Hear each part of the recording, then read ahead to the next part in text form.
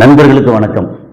இன்றைக்கி ஜியோ பொலிட்டிக்கல் செய்திகளில் முக்கியமாக சொல்ல வேண்டிய விஷயம் என்னென்னா, எப்படி பார்த்தாலும் சுற்றி இப்போ இன்னும் இந்த மிடில் ஈஸ்ட் சம்மந்தமாக தான் செய்திகள் வந்துக்கிட்டு இருக்குது. ஏன்னா அந்த செய்திகளை தாண்டி வேறு எந்த செய்தியும் உலகத்திலே ரொம்ப பெருசாக இல்லைன்ற அளவுக்கு ரொம்ப முக்கியமாக அதுவும் இந்தியர்களாகிய நமக்கு மற்ற செய்திகள்லாம் பின்னுக்கு தள்ளப்பட்டிருக்கு அப்படிங்கிறதா நேற்று நம்ம பேசினா அதே மாதிரி அதோட கிட்டத்தட்ட தொடர்ச்சி தான் நம்ம இன்றைக்கி பேச போகிறது.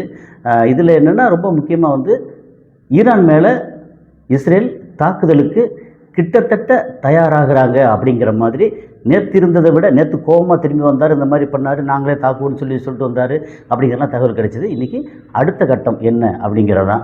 அது போக ஈரானில் சீனா சில அதிரடி எல்லாம் பண்ணியிருக்கு அப்படிங்கிறது. ஸோ இதை பற்றியெல்லாம் நான் கம்ப்ளீட்டாக பேச போகிறோம். நான் கசாலி டிகோட்ஸ். இது சினிமா, உள்ளூர் அரசியல், உலக செய்திகள், சமுதாய கருத்துக்கள் அனைத்தையும் சார்பின்றி விருப்பு இல்லாமல் தரவுகளோடு கொடுக்கக்கூடிய ஒரு சேனல். உங்களுடைய ஆதரவு, லைக் பட்டனை கிளிக் செய்து சப்ஸ்கிரைப் செய்து நண்பர்களுக்கு பகிர்ந்து ஆதரவு தாருங்கள். நன்றி. இப்போ நம்ம முதல்ல பேச போகிறது, நேற்று ஏற்கனவே பேசியிருந்தோம், இந்த 47வது இஸ்லாமிக் ரெவல்யூஷன் செலிப்ரேஷன் இருக்கு இல்லையா, அந்த செலிப்ரேஷனில் மக்கள் லட்சக்கணக்கில் தெருவில் கூடி அவங்க செலிப்ரேட் பண்ணது. மற்ற முக்கியமாக இஸ்ரேல், அமெரிக்கா, அப்புறம் யூரோப்பியன் யூனியன் ஆட்களாக இருக்கட்டும், அல்லது சில அரபு நாடுகள் எல்லாத்துக்குமே வயிற்றில் புளியை கரைச்சது அப்படிங்கிறத நம்ம நேற்று டீட்டெயிலாக கொஞ்சம் பார்த்துருந்தோம். அதில் நேற்று பார்த்ததில் அடுத்து இப்போ ரொம்ப உலக அளவில் ரொம்ப பரபரப்பாக வந்துக்கிட்டு இருக்க செய்தி என்னென்னா, இந்த ஈரானிய மக்கள் ஒரு பால் அப்படின்ற ஒரு உருவ பொம்மையை எரித்து தன்னோட எதிர்ப்பை காமிச்சிருக்காங்க. இப்போ BAAL பால் அப்படின்னா என்ன அப்படின்னு தேடி பார்த்தா அதை பற்றின சுவாரஸ்யமான விஷயங்கள் கொஞ்சம் இருக்குது. ஸோ அதை பற்றின கொஞ்சம் டீட்டெயில் முதல்ல சொல்லிவிட்டு அதுக்கப்புறம் மற்ற சில விஷயங்களையும் நம்ம கன்டினியூ பண்ணலான்னு பார்க்குறேன். இப்போ பால் அப்படின்னா அந்த காலத்தில், அதாவது இஸ்லாம் தோன்றுவதற்கு முன்னாடி, ஐ திங்க் இயேசுநாதர் தோன்றுவதற்கு முன்னாடி இருந்த ஒரு கடவுள் மாதிரி ஒருத்தர் அப்படின்னு சொல்லி சொல்கிறாங்க. அவரை எப்படி நம்புகிறாங்கன்னா, கானான் தேசம், அப்புறம் நம்ம ஃபினிஷிய புராணங்கள் அப்படின்னா ஃபினிக்ஸ் அப்படின்னு சொல்லுவாங்க. இப்போது ஃபினிக்ஸ் பறவை அப்படின்னு கேள்விப்பட்டிருக்கேன். Phoenix PHOENIXNYX Phoenix. அந்த ஃபீனிக்ஸுங்கிற வார்த்தையே எதுலேருந்து வருது அப்படின்னா, நமக்கு அந்த மிடில் ஈஸ்டில் அந்த இருக்கிற ஃபினிஷிய தேசம் ஃபீனிக்ஸ் அப்படிங்கிறது என்ன அப்படின்னா, எவ்வளோ தான் எரிச்சாலும் மாண்டு போனாலும் சாம்பலிலிருந்து உயிர் தெழும் அப்படிங்கிறது தான் அந்த ஃபீனிக்ஸுங்கிறதுக்கான ஒரு அர்த்தம். ஸோ ஃபீனிக்ஸ் பறவை அப்படித்தான் எத்தனை முறை எரியூட்டப்பட்டாலும், அது இறந்து போனால் என்ன பண்ணாலும் அது திரும்ப சாம்பலிலிருந்து உயிர் பெற்று வருங்கிறது ஃபீனிக்ஸ் பறவை நம்ம கேள்விப்பட்டிருப்போம். நம்முடைய புராணங்கள் அல்லது நம்ம முன்னாடி இந்த கதைகள் படித்த எல்லாத்தையும் வரும். அதே மாதிரி இந்த ஃபீனிக்ஸ்க்கு இன்னும் ஒரு தொடர்பு என்ன அப்படின்னா, உலகத்திலேயே அரபு நாடுகளில் தான், அதாவது மிடில் ஈஸ்டில் தான் இந்த அரபு நாடுகள் அந்த ஏரியாவில் தான் பேரிச்ச மரம், ஈச்ச மரம் அப்படின்னு இருக்குது. அது டேட் பாம். அதுக்கான பொட்டானிக்கல் நேம் அப்படின்னு பார்த்தீங்கன்னா ஃபினிக்ஸ் டேக்டிலிஃபரா அப்படின்னு சொல்லுவாங்க. டேக்டிலிஃபராங்கிறது ஸ்பீசிஸ் நேம், ஃபினிக்ஸுங்கிறது ஜீனஸ் நேம். ஏன்னா இப்போ இது எனக்கு எப்படி தெரியும், நான் அக்ரி படித்ததுனால எனக்கு இதெல்லாம் தெரியும். அங்கே துபாயில், சவுதியில், அந்த ரீஜனில் ஃபுல்லாக சுற்றுனதுனால இதில் என்னென்ன வெரைட்டி இருக்குது என்ன அப்படிங்கிறதெல்லாம் பார்த்துருக்கோம். ஸோ அந்த ஃபினிக்ஸ் அப்படிங்கிறது எதுலேருந்து வந்ததுன்னா, இந்த பயங்கரமான ஒரு கொடூரமான வெயிலும் ஒரு பயங்கர நடுக்கிற குளிரும் உள்ள இந்த பாலைவன மண்ணில் இப்படி வளமாக செழித்து வளருது அப்படிங்கிறது. அப்போது இதுவுமே இந்த மாதிரி ஃபீனிக்ஸ் பறவை அப்படிங்கிற பண்டைய புராணங்கள்லேருந்து வர்ற மாதிரி இதுவும் அந்த மாதிரி செழித்து வர்றது அப்படிங்கிற பேரில் தான் ஃபினிக்ஸ் டேக்டிலிஃபரா, ஃபினிக்ஸ் அப்படின்ற அந்த டேட் பாமோட பொட்டானிக்கல் நேம். நீ இதில் கூகுளில் சர்ச் பண்ணி பாருங்கள், டேட் பாம் பொட்டானிக்கல் நேம் அப்படின்னு போட்டால் ஃபினிக்ஸ் அப்படின்னு வரும். ஸோ அதனால் இந்த கானான் தேசம், ஃபினிக்ஸ் தேசம், அந்த தேசத்தில் தான் பால் என்பவர் எப்படின்னா, அவர் ஒரு கடவுள். அவர் மேகத்தில் இருப்பார். மேகத்தில் அப்படியே ட்ராவல் பண்ணுவார். அதுக்கப்புறம் மழையை புயல் கொடுக்கறது, அதுக்கப்புறம் நல்ல மண் வளம் கொடுக்கறது, அது போக கரு உண்டாகி அடுத்தடுத்த சந்ததிகள் பெருசாக வர்றதுக்கும் அவர் தான் கடவுள். அப்போது இதில் லேசாக என்ன ஒரு சின்ன உரசல், ஒரு சந்தேகம் என்ன வருது தெரியும், இந்த மாதிரி கரு உருவாகிறதுக்கு ஃபெர்டிலிட்டிக்கும் இவர் தான் கடவுள் அப்படின்னா கிட்டத்தட்ட ஓரளவு என்னென்னா ஒரு தவறான ஆண் பெண் உறவு அப்படிங்கிறதும் இதில் உள்ளுக்குள்ளே வந்துடுது அப்படிங்கிறது அதுக்கப்புறம் வந்தவங்களோட குற்றச்சாட்டாக இருக்குது. ஓகே. ஸோ அது போக வந்து இந்த மாதிரி இவர் எங்கே வசிக்கிறாருன்னா ஜஃபோன் அப்படின்னு ஒரு மலையில் வசிக்கிறதா வந்து புராணங்களில் நம்பப்படுது. ஓகே. இப்போ வந்து எப்படின்னா இந்த இது சொன்னோம் இல்லையா, இது வந்து விபச்சாரங்கிறது நேரடியாக இல்லாமல் ஒரு ஆண் பெண் உறவில் கரு உருவாகி சந்ததிகள் வளரணும் அப்படிங்கிறதுக்கு இவர் தான் வந்து ஒரு கடவுள் மாதிரி அப்படின்னு சொல்கிறாங்கல்ல. இன்னொன்று நரபலி.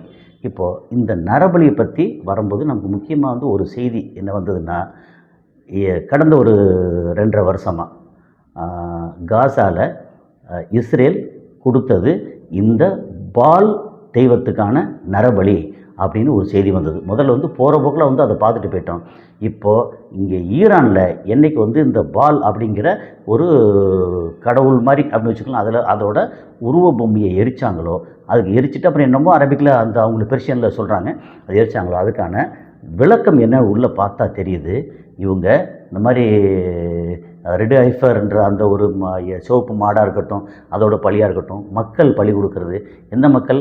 அவங்க வந்து யூத மக்களை பலி கொடுக்கறது இல்லை, அங்கே இருக்கிற அப்பாவி மக்களை பலி கொடுக்கறது. நரபலின்னு சொல்லுவாங்க இல்லையா, அந்த நரபலி இவங்க லட்சக்கணக்கான இவங்களை வந்து பாலஸ்தீனர்களை, காசா மக்களை நரபலி கொடுத்துருக்காங்க. யாருக்காகனா இந்த பால் அப்படிங்கிற ஒரு ஃபால்ஸ் காட், ஒரு தவறான கடவுளுக்காக அவங்க கொடுத்தாங்க அப்படின்னு ஒரு இது கான்ஸ்பிரசின்றதை விட ஒரு தேரி ஒன்று சொல்லி இப்போ வந்து நிறையா உலாவிக்கிட்டு இருக்குது. ஸோ பால் அப்படிங்கிறது அதுக்கப்புறம் என்ன சொல்லிட்டாங்கன்னா, ஆரம்ப காலத்தில் இந்த மாதிரி ஒரு கடவுள் அப்படின்னு சொல்லிட்டு இவர் வந்து வழிபட்ட ஒரு கூட்டம் இருக்குது.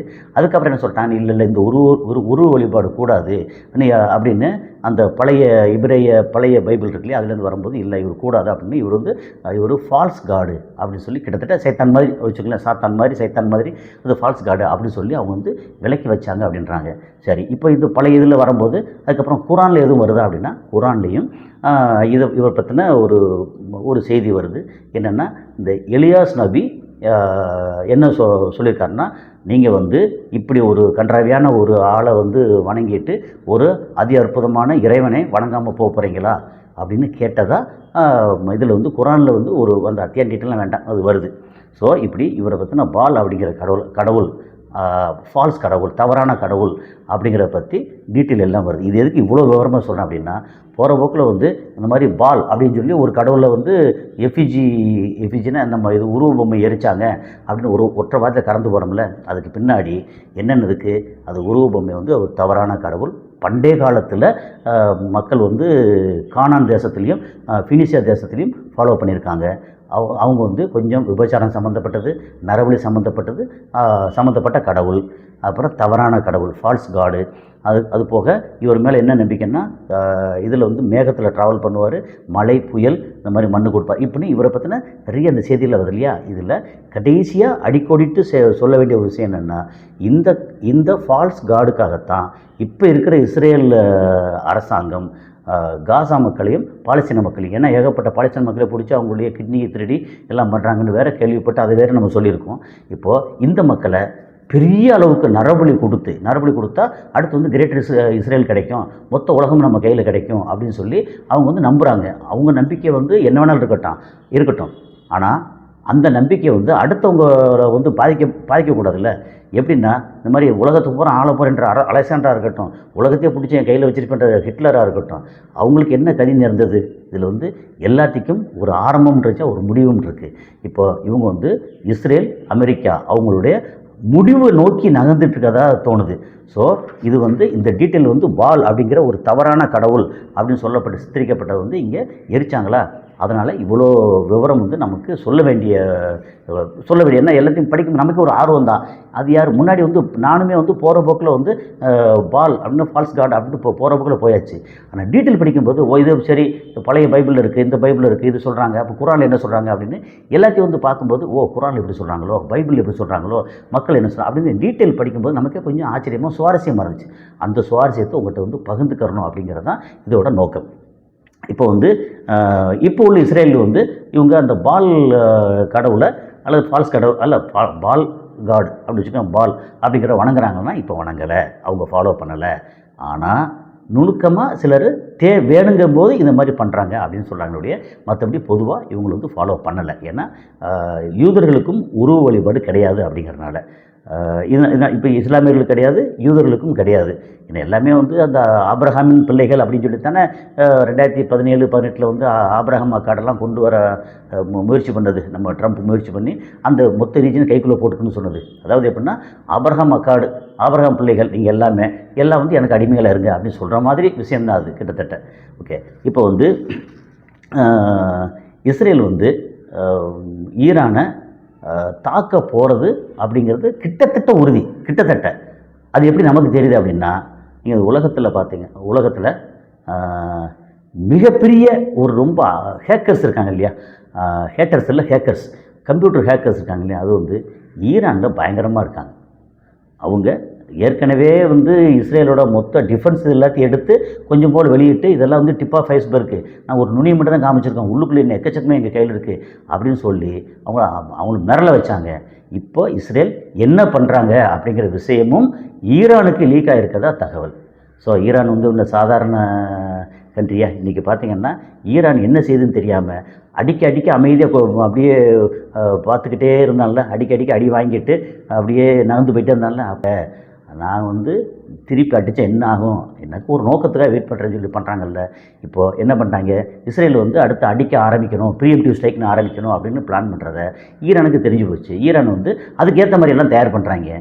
இப்போ ஈரான் அதுக்கேற்ற மாதிரி எல்லாம் தயார் பண்ணாங்க. எப்படி இப்படி தயார் பண்ணுறாங்க, நாங்கள் ஒன்று யோசிக்கிறோம், இவங்க அதுக்கு ரிட்டாலியேட் பண்ணுறதுக்கு இல்லை ரெடி பண்ணுறாங்களே அப்படின்னு இஸ்ரேலுக்கு வந்து இப்போ கொஞ்சம் குழப்பம் அப்படின்னு ஒரு தகவல். ஓகே, இது அதுக்கப்புறம் வந்து எல்லாம் முடியும் போது இப்போ ட்ரம்ப்பு என்ன செய்ய போகிறாரு. இப்போது ட்ரம்ப்புக்கு பெரிய பிரச்சனை என்னென்னா, அவருக்கு சுற்றிய, அதாவது எப்படின்னா இந்த மாதிரி கழுத்தளவுக்கு கடன் அப்படின்னு சொல்லுவாங்க இல்லையா, கழுத்தளவுக்கு பிரச்சனை இல்லை, முங்குற அளவுக்கு பிரச்சனை அப்படின்னா, உண்மையிலே இப்போ பிரச்சனை உள்ள ஒரு மனுஷன்னா ட்ரம்ப்பு தான். என்னென்னா உள்நாட்டில் எக்கச்சக்கமான வேலைவாய்ப்பின்மை, வறுமை, அப்புறம் பொருளாதார தேக்கம், விலைவாசி உயர்வு, அதுக்கப்புறம் சைனா ஒரு பக்கம் வந்து அப்படியே நரம்பு பிடிச்சி உருவுறான். அவனால் ஒன்றும் பண்ண முடியும், சைனா ஒன்றுமே செய்ய முடியல. அப்புறம் வந்து இந்தியா வந்து மிரட்டி பார்த்தாச்சு, இந்தியா வந்து ஓகேன்னு சொல்லிட்டாங்க. ஆனாலும் அடுத்து என்ன பண்ணுறது சொல்லியாச்சு. ஆனால் இந்தியா இந்த பக்கம் வந்து பிரிக்ஸில் கொஞ்சம் சீரியஸாக இருக்கிற மாதிரி தெரியுது. கிரீன்லாண்டில் பார்த்தோம், அங்கே பார்த்தா டென்மார்க் வந்து பயங்கரமாக எதிர்த்து நின்று அந்த பக்கத்தில் மொத்த யூரோப்பியன் யூனியனும் அமெரிக்காவுக்கு எதிராகுது. அதுக்கப்புறம் கனடாவை நான் வந்து 51வது மாகாணமாக நாங்கள் சேர்த்துக்கோன்னாங்க. கனடா பிரச்சனை வந்துருச்சு. கனடா அந்த பக்கம் சேர்ந்துக்கிட்டு யூரோப்பியன் யூனியன் சேர்ந்துக்கிட்டு அமெரிக்காவுக்கு எதிராகிறாங்க. இந்த பக்கம் மிடில் ஈஸ்ட் வந்தாச்சுன்னா ஈரான் வந்து தொடவே முடியலை. அப்புறம் ஆபிரகாம் லிங்கன் ஒன்று வருது, அதுக்கப்புறம் இன்னொரு கப்பல் வருது. அந்த கப்பல் வந்து என்ன செய்ய வந்து இருக்க வேண்டியதுதான். ஆனால் கப்பல் வந்து மிரட்டி விட்ருக்காங்க. இங்கே வந்து இவங்க ட்ரோனையும் வச்சு அப்புறம் ஃபாஸ்ட்டு போட்டையும் வச்சு இப்போ சுற்றி அடுத்து என்ன தான் பண்ணான்னா, அடுத்து ஓங்கி உச்சந்தலையில் அடித்தது வந்து எப்ஸ்டீன் ஃபைலு. என்ன பண்ணுறது தெரியாமல் இன்றைக்கி பிச்சு பிடிச்சி அலையிறாரு.